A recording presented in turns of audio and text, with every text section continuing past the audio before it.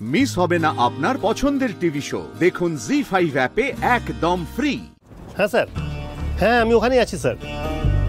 হ্যাঁ কি অনিকেত মল্লিক আসছেন? হ্যাঁ হ্যাঁ স্যার, আপনি একদম নিশ্চিন্তে থাকুন স্যার, আমি অলরেডি পুলিশি প্রোটেকশনের ব্যবস্থা করে নিয়েছি স্যার।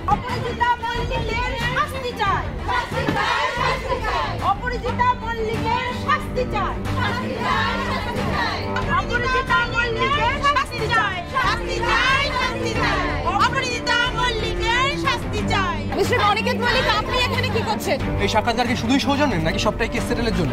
আপনারা কতদিন ধরে ওর উপর অত্যাচার করছেন?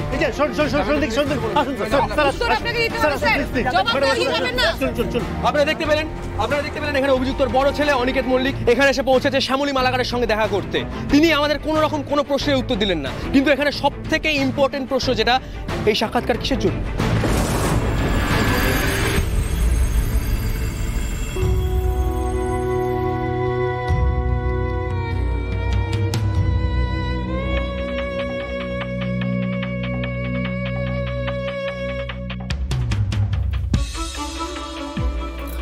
আপনি এখানে কেন? হ্যাঁ কি করতে এসেছেন? দিদির মাথা কাতে? ও যাওয়া হবে না, বেরিয়ে যান, কোনো দরকার নেই এখানে থাকার, চলে যান। দিদির সাথে কোনো রকম কথাবার্তা হবে না, যা কথা হওয়ার কোর্টে হবে, যান। Officer please.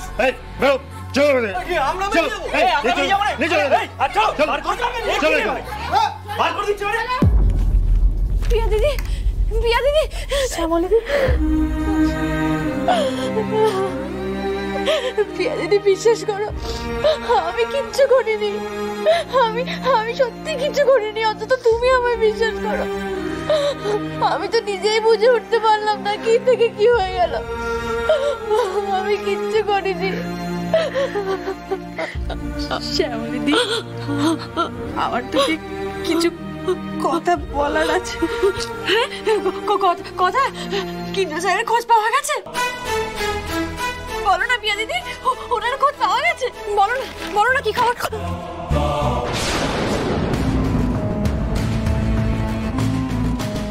স্যার, আমি জানি আপনি আমার উপর রেগে আছেন, রেগে থাকাটাই স্বাভাবিক, কিন্তু বিশ্বাস করুন ম্যাডামের এই অবস্থার জন্য আমি দায়ী নই। বিশ্বাস করুন, আমি ম্যাডামকে এই অবস্থায় দেখতে চাইনি, আমি চেয়েছি ম্যাডামকে বাঁচাতে। বিশ্বাস করুন। এই ব্যাগে যা আছে সেগুলো বার করুন। এই ব্যাগে যা আছে সেগুলো বার করুন। হ্যাঁ করছি।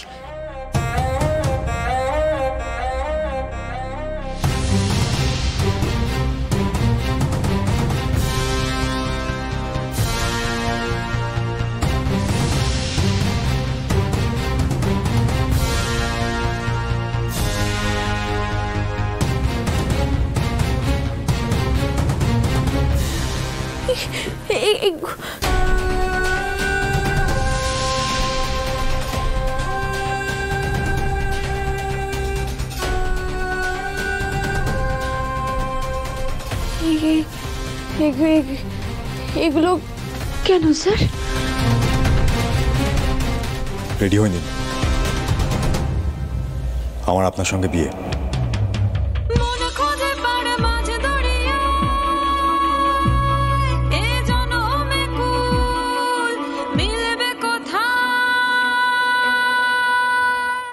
জি5 ডাউনলোড করুন আর সব এপিসোড দেখুন একদম ফ্রি।